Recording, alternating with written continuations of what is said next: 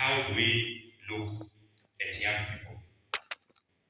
In the past, the approach of learning or the approach that we had in learning was quite different from what we have today. Just like I said, that there are so many things that have changed.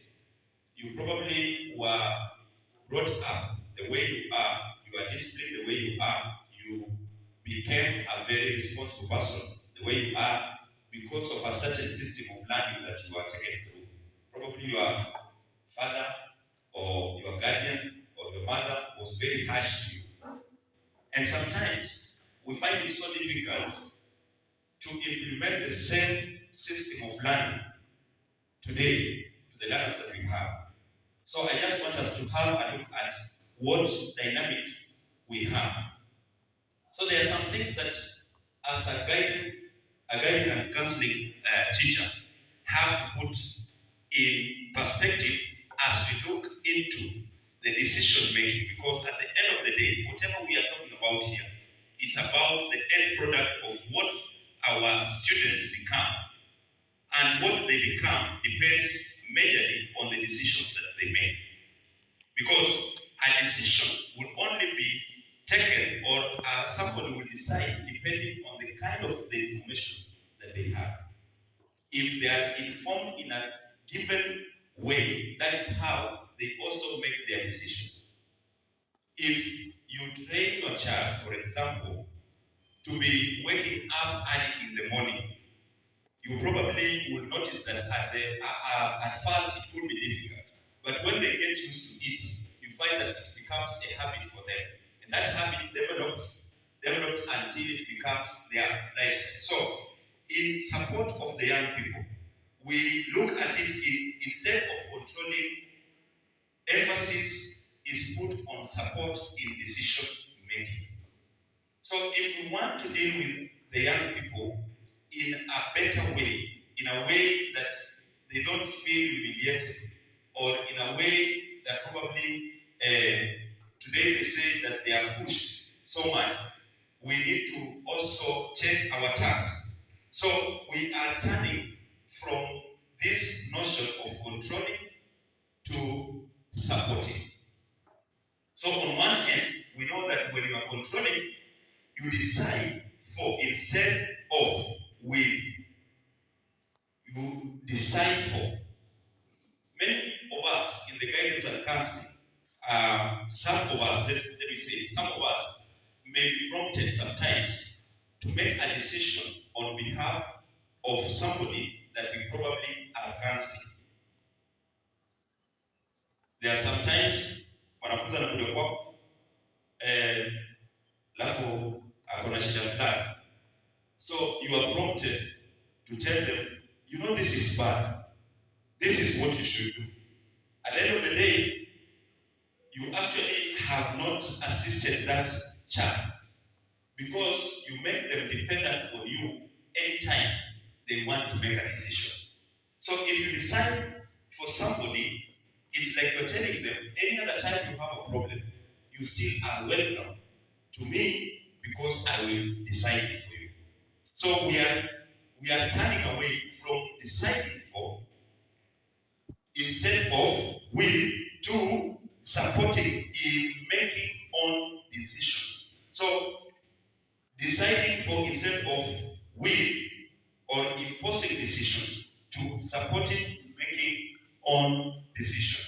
We are also saying that the use of sanctions or fear-based approach is turned to helping in problem solving and giving trust. Because at the end of the day, when you want to help a young person become independent, because that is what we are grooming them to become.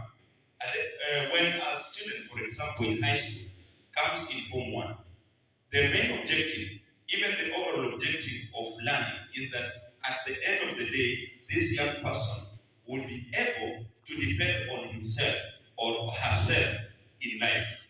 So when we say that we are going to use sanctions or we are going to put fear to them as guiding and counseling department, then we tend to have a lot of work to do. So instead, we should help them in problem solving and giving trust, letting them understand, have an environment in which they can make decisions without any fear, without any form of feeling that they are in some way intimidated. Then another approach that we had before, probably during our growing up, was avoiding situations. Some of us were told that you, because you were a girl, you are not supposed to sit with boys when you are growing up. So ukifika adolescent, mamangu anakuambia wewe usikae na wavulana hufanya watu watakuwa na mimba. So that is what you grow up knowing. You grew up avoiding to sit with boys, knowing that the moment you sit with a boy. So that is not the correct information. So instead of avoiding situations, we confront situations with action. Either we are going to cope up with the situations or have ways to solve the problems that we face. So instead of avoiding the situation, because some of the situations are unavoidable, you may think that you have told a certain boy, for instance, to avoid sitting with girls, but with the social media, with everything around, with the dynamic society, they always get some information somewhere that it is better when you sit with the opposite sex than when you sit with your friend of the same sex. Then expected to be easily given up if fear is suppressed. 2, expected to sink in, be applied also in difficult situations. So we are turning from being into a situation or directing our students to learn that we probably, when you are not capable of doing something, that is the end of it. Because some of us, some people tend to get into a situation, and when they are no longer able to push forward, they just give up and say, I will see a. So what happens at that point? There are so many other options that people will bring around. For instance, you are a student and you do not have somebody to support you financially. And actually you look back at home, your father is not working, your mother is not working, there is no source of income. This is a situation where you really need money. Should you give up and say that probably this is the end of everything? Should you give up and say I'm not worthy? Because that is what now brings about certain other situations like depression. You find a student being depressed just because they cannot afford a certain kind of thing or probably a lifestyle. They cannot afford even basic needs. And sometimes they reach a point when they can no longer bear that. So we keep on training them not to reach a point when they start giving up. Because in every situation, I tend to tell young people that in every situation, there is always an immediate solution that we probably have not focused on. In every situation, sometimes there is an older day somewhere that wherever we have a snake bite, there is always a remedy for that snake bite right around that particular area.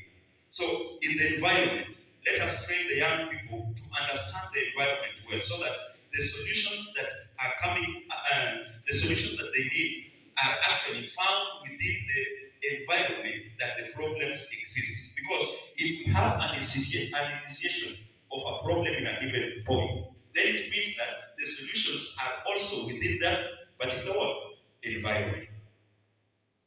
I hope we're okay. So we have some way we define young people. A young person could be defined age-wise, like the World Health Organization defines an adolescent to be any person between 10 to 19 years. United Nations says that a youth is any person between 15 to 24 years. So most of the organizations that deal with young people will say that any person that is in between the age of 10 to 24 are termed as young people. We know that the Constitution of Kenya is very clear on the age bracket of young people. And we have other constitutions in other countries that define differently. But now, are we looking at young people in the same way the Constitution defines them?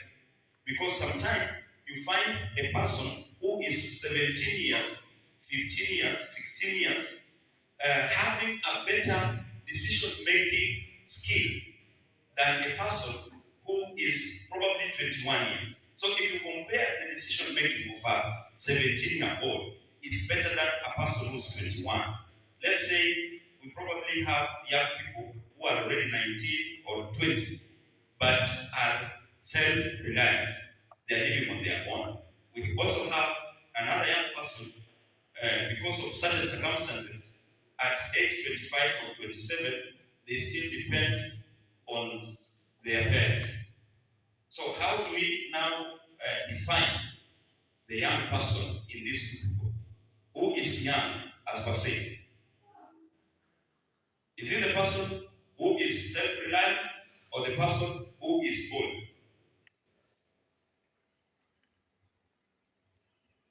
I wanted to bring this this discussion because whenever we are doing guidance and counseling, sometimes we overlook very basic information, very basic things that are very important when we are helping the young people make their decisions.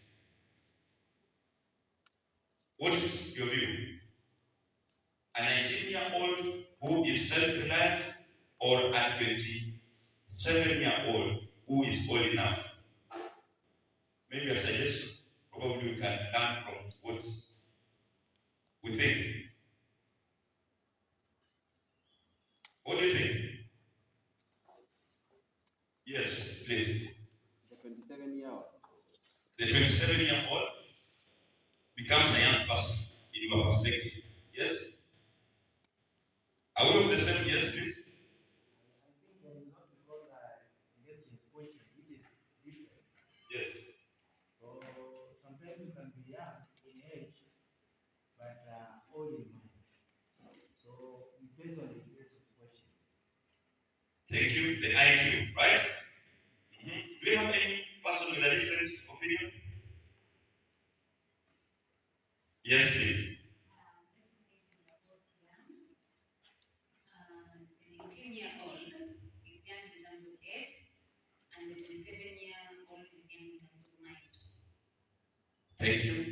So I'm bringing out this because there is a Form 1 who comes to your school, or probably comes to your department for a given issue.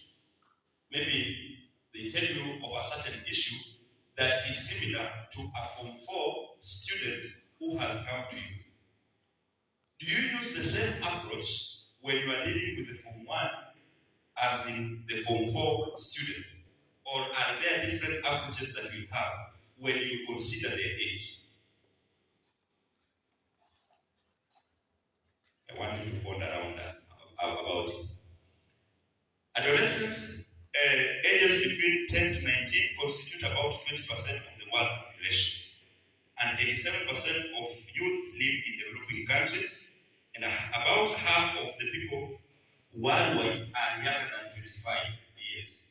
In Kenya, 33% of the population is young people, aged between 10 and 24 years.